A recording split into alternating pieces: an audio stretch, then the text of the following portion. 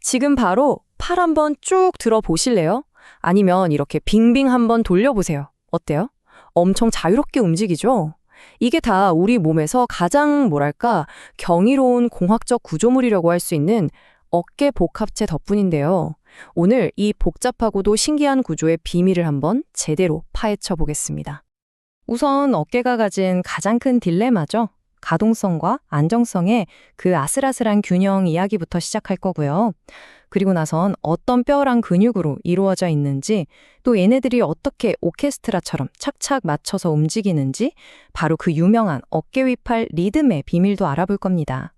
마지막으로 이렇게 완벽해 보이는 시스템에 문제가 생기면, 즉 고장이 나면 어떤 일들이 벌어지는지까지 쭉 훑어볼게요. 자, 첫 번째 이야기입니다. 어깨를 이해하고 싶으시면요, 딱 두 단어만 기억하시면 돼요. 바로 가동성, 그리고 안정성. 이 둘이 정말 아슬아슬하게 줄다리기를 하거든요. 이 줄다리기가 어깨의 모든 걸 결정한다고 보시면 됩니다. 우리 몸에서 가장 자유롭게 움직이는 관절, 어딜까요? 다들 예상하셨겠지만 바로 어깨입니다. 근데 신기하지 않아요? 어떻게 어깨는 거의 360도 전 방향으로 이렇게 휙휙 움직일 수 있는 걸까요? 그 비밀이 바로 여기에 있습니다. 정답은 바로 선택과 집중에 있어요. 우리 어깨는요, 뭔가 단단하게 꽉 잡아주는 안정성을 좀 포기했어요. 그 대신에 엄청난 가동성을 얻은 거죠. 일종의 거래를 한 셈입니다. 바로 이 점 때문에 어깨가 우리 몸에서 가장 쉽게 다치는 곳 중 하나가 된 거예요. 오늘 이야기에서 이게 가장 중요한 핵심이니까요. 꼭 기억해 두세요. 자, 그럼 이 대단한 어깨 복합체는 대체 어떤 부품들로 조립되어 있을까요? 뼈대부터 한번 뜯어보겠습니다. 이름에서부터 힌트가 있죠? 복합체. 맞습니다. 어깨는 그냥 관절 하나가 아니에요. 여러 개가 모여서 만들어진 시스템입니다. 보시면 4개의 뼈랑 5개의 관절이 있죠? 이 모든 것들이 따로 또 같이 정말 하나의 팀처럼 움직여야만 우리가 팔을 자유자재로 움직일 수 있는 거예요. 마치 정교한 시계처럼 톱니바퀴 하나라도 어긋나면 전체가 삐걱거리거나 멈춰버리는 거죠. 이 중에서 특히 요 어깨가슴 관절이라는 녀석은 좀 주목해 볼 필요가 있어요. 얘는 사실 해부학적으로 진짜 관절은 아니거든요. 그런데 관절처럼 기능을 해요. 그래서 우리가 기능적 관절이라고 부르는데, 어깨뼈가 등 위에서 부드럽게 쭉 미끄러지게 만들어서 팔의 움직임 범위를 말도 안 되게 늘려주는 역할을 합니다. 진짜 숨은 영웅 같은 존재죠. 자, 다시 한번 그 가동성 대 안정성 이야기로 돌아와 볼게요. 이 문장이 어깨의 딜레마를 아주 잘 보여주고 있는데요. 우리 어깨의 메인 관절, 그러니까 오목이팔 관절은요, 비유하자면 마치 골프티 위에 골프공이 아슬아슬하게 딱 얹혀있는 모양새예요. 상상해 가시죠? 접촉면이 저렇게 작으니까 공을 어느 방향으로든 굴리기 쉽잖아요. 즉, 가동성은 엄청 좋은데 조금만 툭 쳐도 공이 굴러떨어질 것처럼 구조적으로는 굉장히 불안정한 겁니다. 아니, 이렇게 불안정한 뼈 구조를 그럼 대체 뭐가 붙잡아주는 걸까요? 정답은 바로 근육입니다. 이 근육들이 없으면 어깨는 그냥 덜렁거리는 뼈 뭉치에 불과해요. 지금부터 어깨를 움직이면서 동시에 꽉 잡아주는 핵심 근육들을 만나보시죠.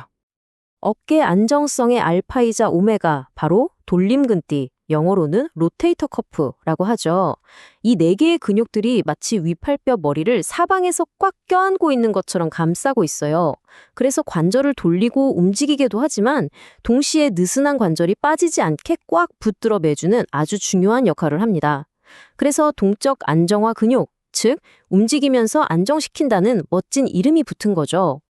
이 4명의 용사 중에서도 특히 가시위근은 꼭 기억해 두셔야 해요.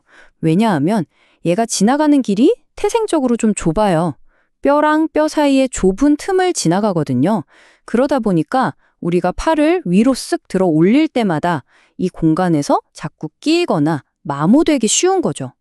괜히 어깨 힘줄 파열됐다고 하면 거의 대부분 이 가시위근 문제인 게 아닙니다. 돌림근띠가 팔뼈를 직접 잡고 있다면 그보다 더 큰 그림을 그리는 근육들이 있어요. 바로 어깨뼈 자체를 컨트롤하는 앞톱니근과 등 세모근입니다. 이 둘은 환상의 짝꿍이에요. 얘네 둘이 어깨뼈를 등 뒤에 딱 안정적으로 고정시켜줘야 그 위에서 팔이 제대로 힘을 쓸 수 있는 거거든요. 집을 지을 때 기초가 튼튼해야 하는 거랑 똑같아요. 이 둘의 균형이 깨진다? 그럼 모든 게 와르르 무너지는 겁니다. 자, 지금까지 뼈, 관절, 근육, 여러 배우들을 살펴봤는데요.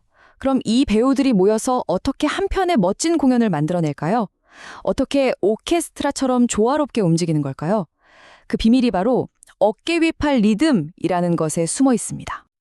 이 어깨 위팔 리듬이라는 건요, 말 그대로 어깨의 엄청난 가동 범위를 만들어내는 비밀 공식 같은 거예요.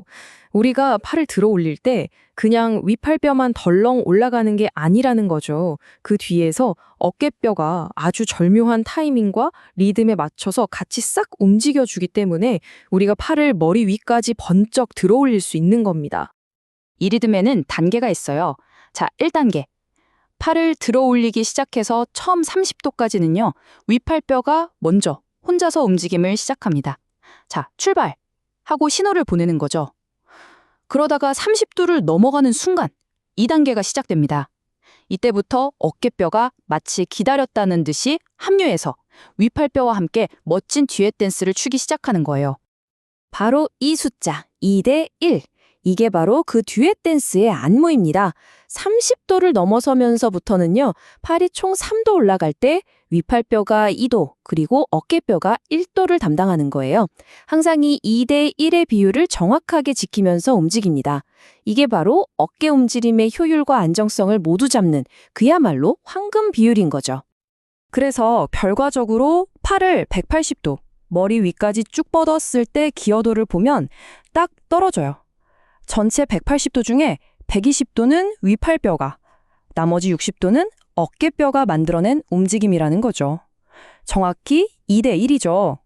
정말 놀라운 협력 플레이 아닙니까? 그런데 말이죠. 이렇게 완벽해 보이는 시스템도 고장이 날 때가 있습니다. 그럼 어떻게 될까요? 지금부터는 이 정교한 기계가 고장 났을 때, 즉 어깨에서 가장 흔하게 발생하는 문제들이 뭔지 한번 들여다보겠습니다. 어깨 아프다고 하면 열의 9은 이 부딪힘 증후군일 가능성이 높아요. 아까 제가 가시위근이 좁은 터널을 지나간다고 말씀드렸던 거 기억나세요? 바로 그겁니다. 팔을 들어 올릴 때 이 터널이 더 좁아지면서 그 안에 있던 힘줄 같은 애들이 말 그대로 뼈랑 뼈 사이에 꽝 하고 부딪히고 끼는 거예요. 그러니 당연히 아프고 염증이 생기겠죠? 문제의 현장은 바로 위팔 위공간이라는 아주 좁은 터널입니다. 여기 보시면 가시위근 힘줄 말고도 여러 중요한 조직들이 이 좁은 터널을 통과하고 있죠. 그런데 평소 자세가 안 좋거나 아까 말했던 어깨뼈를 잡아주는 근육들이 제 역할을 못해서 어깨뼈가 불안정하게 움직이면 어떻게 될까요? 이 터널이 더 좁아지면서 안에 있는 것들을 꽉 찜어버리는 거죠. 문제가 여기서부터 시작되는 겁니다. 그런데 부딪힘 증후군보다 훨씬 더 심각한 상황이 있어요. 바로 근육 마비입니다. 이건 차원이 다른 문제예요.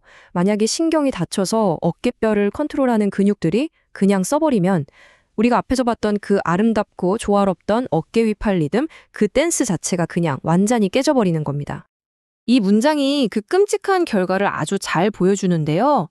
어깨뼈 안정화의 핵심 듀오 기억나시죠? 앞톱니근과 등세모근.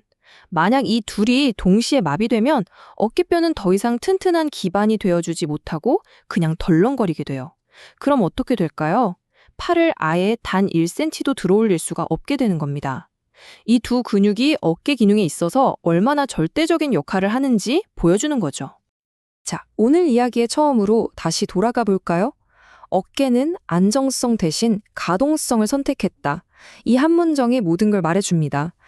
이 선택이 우리 삶에 어떤 의미를 가질까요? 한번 생각해 보세요. 우리가 야구공을 심고 던지고 저 높은 선반 위에 있는 물건을 꺼내고 아이를 번쩍 들어 안는 이 모든 자유로운 움직임이 바로 이 선택 덕분입니다. 하지만 동시에 그만큼 부상의 위험도 항상 안고 살아가는 거죠. 바로 이것이 우리가 왜 그렇게 어깨 주변 근육을 강화하고 안정성을 키우는 운동을 해야만 하는지에 대한 최종적인 대답이 될 겁니다.